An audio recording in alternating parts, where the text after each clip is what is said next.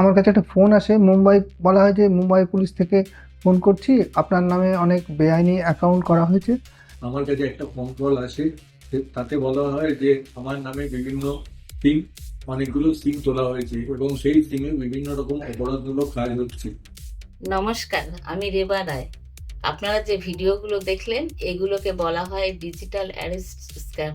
Supreme court से एक और बड़ी खबर है। कोर्ट ने सीबीआई को डिजिटल अरेस्ट के मामलों की पैन इंडिया जांच की जिम्मेदारी सौंपी है। মনে রাখবেন, ভারতীয় আইনে ডিজিটাল অ্যারেস্ট বলে কোনো শব্দ নেই। পুলিশ, সিবিআই, ইনকাম ট্যাক্স বা ইডি কখনোই আপনাকে ভিডিও কলের মাধ্যমে অ্যারেস্ট করবে না বা টাকা চাইবে না।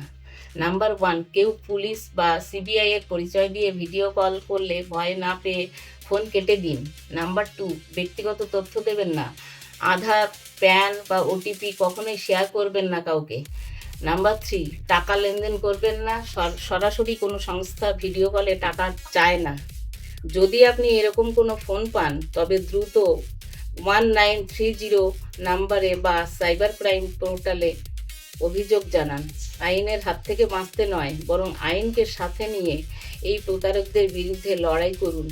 এছাড়া আপনারা যে কোনো সমস্যায় পড়লে আইনি ব্যবস্থার জন্য নিচে দেওয়া নম্বরে সরাসরি আমার সাথে যোগাযোগ করতে পারেন।